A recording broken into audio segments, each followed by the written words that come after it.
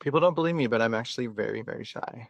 I've been on the praise and worship team of the church since I was little. I also have an art for theater. And it's funny because most people in theater are also shy. But the cool thing about theater is you get to be somebody else on that stage. You're not you. And the same with drag. A lot of drag queens are shy in real life, but they put on their war paint and they put on their costume and they go out and they're someone else. They're like their superhero version of their self.